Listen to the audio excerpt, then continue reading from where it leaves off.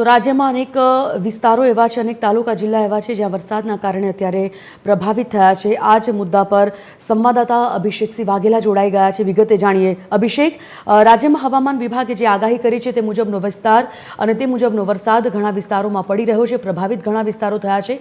ખાસ કરીને સૌરાષ્ટ્ર કચ્છ એવો વિસ્તાર છે જ્યાં રેડ એલર્ટ પણ આપવામાં આવ્યું છે। જાણીએ વિગત કે કયા વિસ્તારો ખાસ વધારે પ્રભાવિત થશે। હજી પણ હવામાન વિભાગની આગાહી મુજબ કેટલો સમય સુધી આ પ્રકારનું વાતાવરણ, આ પ્રકારનો વરસાદ રહેશે?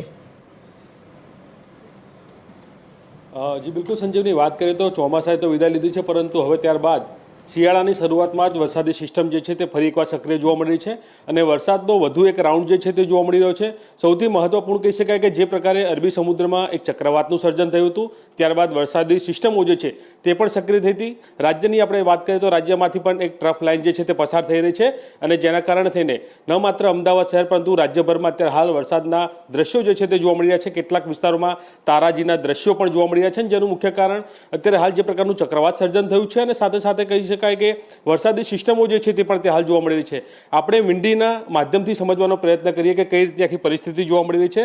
અત્યારે આપ જોઈ રહ્યા છો કે આ ગુજરાતનો આખો વિસ્તાર છે કે જે દરિયાકાંઠાનો વિસ્તાર છે અને ત્યાં આ અરબી સમુદ્રમાં જે પ્રમાણે ચક્રવાતનું સર્જન થયું છે અને તેને લઈને આખી એક ટ્રફ લાઇન જે છે તે આપણા રાજ્યના દરિયાકાંઠાના જે વિસ્તારો જે છે ત્યાંથી આ પસાર થઈ રહી છે અને જેના કારણે થઈને આખો વરસાદી માહોલ જે છે તે જોવા મળી રહ્યો છે।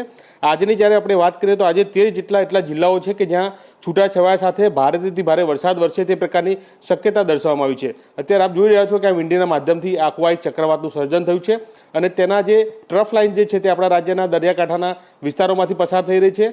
આજની વાત કરીએ તો આજે યલો એલર્ટ સાથે 13 જેટલા એટલા જિલ્લા છે કે જ્યાં ભારે વરસાદનું એલર્ટ જે છે તે આપવામાં આવ્યું છે। યલો એલર્ટ સાથેની આજે વાત કરીએ તો આજે દરિયાકાંઠાના જે વિસ્તારો છે ત્યાં કચ્છ, બનાસકાંઠા, પાટણ, દેવભૂમિ દ્વારકા, પોરબંદર, જૂનાગઢ, ગીર સોમનાથ, અમરેલી, ભાવનગર, ભરૂચ, સુરત, નવસારી, વલસાડ સહિતના જે જિલ્લાઓ જે છે ત્યાં યલો એલર્ટ સાથે ભારે વરસાદ વરસે તે પ્રકારની માહિતી અત્યારે હાલ દર્શાવવામાં આવી છે।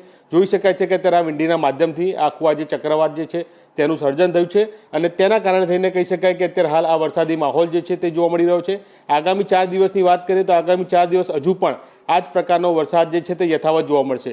એટલે કે સૌથી મહત્વપૂર્ણ કહી શકાય કે આખો આ જે વિસ્તાર જે છે તેને લઈને ગઈકાલની પણ વાત કરીએ તો ગઈકાલે પણ અમદાવાદમાં મોડી રાત્રે ભારે વરસાદ જે છે તે જોવા મળ્યો હતો અને ત્યારબાદ સૌરાષ્ટ્ર કચ્છની જ્યારે આપણે વાત કરીએ, બનાસકાંઠાની વાત કરીએ, તે તમામ જગ્યાઓ પર ભારેથી ભારે વરસાદ જે છે તે ખાબક્યો છે।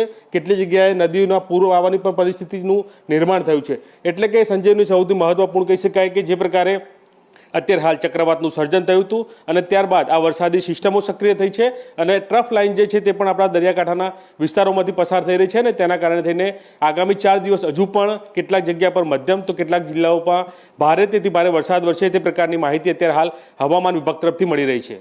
જી સંજીવની। ધન્યવાદ અભિષેક આ સમગ્ર જાણકારી બદલ। તો હજી 4 દિવસ વરસાદી વાતાવરણ રહેશે હવામાન વિભાગના જણાવ્યા અનુસાર। હજી પણ અનેક વિસ્તારો એવા છે જે 4 દિવસ દરમિયાન વરસાદથી પ્રભાવિત, ખાસ કરીને આજે અત્યારે કમોસમી વરસાદ થયો છે જેના કારણે ખેડૂતોની ચિંતા વધી છે। રાજ્યમાં 5 દિવસ માટે વરસાદની આગાહી હવામાન વિભાગની। ઘણા એવા વિસ્તારો છે જ્યાં વરસાદને કારણે પ્રભાવિત થતા લોકોની મુશ્કેલી વધી છે। ઘણા એવા ડેમ છલકાયા છે, ઘણા એવા નીચાણવાળા વિસ્તારો જ્યાં ગામોનો સંપર્ક કપાઈ ગયા છે। આ વરસાદ, કમોસમી વરસાદ એ ખેડૂતો માટે ખૂબ જ ચિંતા લઈને આવ્યો છે, કારણ કે કપાસ, સોયાબીન, મગફળી સહિતના જે પાકો છે તેનો નાશ થયો છે। ઊભો પાક મોંમાં આવેલો કોળિયો છીનવાઈ ગયો છે, જેના કારણે ખેડૂતોની ચિંતા વધી। ઘણા માર્ગો અત્યારે એવા છે જે માર્ગો પ્રભાવિત થયા છે, વાહન વ્યવહાર બંધ થઈ ગયો છે અને 5 દિવસ હજી પણ ચોમાસા જેવું વાતાવરણ રાજ્યમાં રહેશે। આ કમોસમી વરસાદની આગાહી હજી પણ 5 દિવસ માટે વ્યક્ત કરાઈ।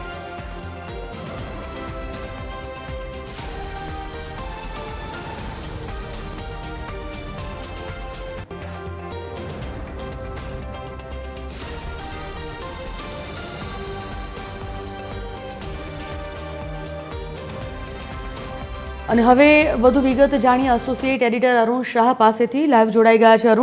અરુણ, રાજ્યમાં 5 દિવસ હજી પણ વરસાદની આગાહી વ્યક્ત કરવામાં આવી છે, એવામાં હજી કયા કયા વિસ્તારો ખાસ પ્રભાવિત રહેશે? બીજી વાત કે જે પ્રકારે અમદાવાદમાં અત્યારે પરિસ્થિતિ છે તેને જોતા કયા વિસ્તારો અમદાવાદમાં પણ ખાસ દેખાઈ રહ્યા છે પ્રભાવિત? સંજીવની, સૌથી મહત્વપૂર્ણ છે આપે જે રીતે જણાવ્યું તે મુજબ છેલ્લા 5 દિવસ અગાઉ પણ જે રીતે હાલના તબક્કે વરસાદી માહોલ છે, ખાસ કરીને જોઈએ તો અત્યારે મોસમની દૃષ્ટિએ જોઈએ તો સંજીવની જે રીતે શિયાળાની મોસમ કહેવામાં આવે છે, પરંતુ શિયાળાની મોસમમાં પણ જે રીતે વરસાદી માહોલ છે, આપ જોઈ રહ્યા છો વરસાદી માહોલ, અને ખાસ કરીને ચોમાસાની મોસમ હોય તે પ્રમાણેનો અનુભવ પણ થઈ રહ્યો છે. અત્યારે આપ જોઈ રહ્યા છો જે અમદાવાદનો એસજી હાઈવે વિસ્તાર છે તે વિસ્તારમાં સંપૂર્ણતઃ વાદળિયું વાતાવરણ પણ દૃશ્યમાન થાય છે.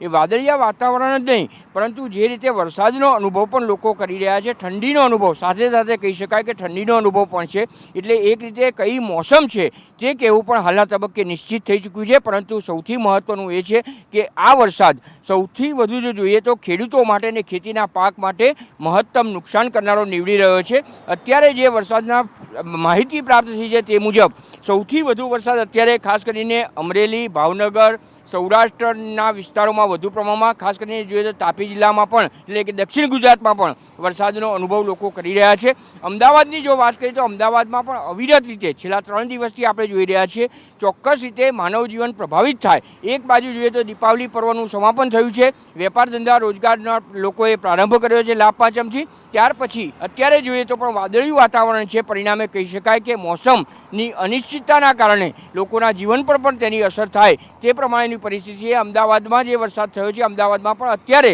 પણ છાંટા જે રીતે પડી રહ્યા છે, અને તેમજ આગામી સમયમાં જે આગાહી કરવામાં આવી છે સંજીવની, તે કહેવામાં આવી છે કે 3 દિવસ માટે હજુ પણ ભારેથી અતિભારે વરસાદ થઈ શકે છે. પરિણામે કહી શકાય કે હજુ પણ ખેતીના પાકને નુકસાન થાય છે. ત્યારે હવે આ વરસાદ ક્યારે રોકાય તેના માટેની પ્રાર્થના ખેડૂતો પણ કરી રહ્યા છે, અને પાકની બચત થાય અને પાકને જે નુકસાન થયું છે તેના સંદર્ભમાં સરકાર સમક્ષ પણ વળતરની માંગણી અને પેકેજ જાહેર કરવાની રજૂઆત પણ કરવામાં આવી છે. પરિણામે કહી શકાય કે હવે આ વરસાદનો વિરામ ક્યારે તે સૌથી મોટો પ્રશ્ન સમગ્ર ગુજરાતની પ્રજાને પણ સતાવી રહ્યો છે. જી સંજીવની. જાણકારી બદલ ધન્યવાદ અરુણ. તો આ કમોસમી કમઠાણ એ ખેડૂતો માટે ચિંતાનો વિષય, કારણ કે કપાસ, સોયાબીન, મગફળી જેવા ઊભા પાકને કમોસમી વરસાદના કારણે નુકસાન થયું છે. ખાસ કરીને સૌરાષ્ટ્ર કચ્છના અનેક ભાગોમાં વરસાદ માટે રેડ એલર્ટ આપવામાં આવ્યું છે. 5 દિવસ હજી પણ વરસાદની આગાહી હવામાન વિભાગની.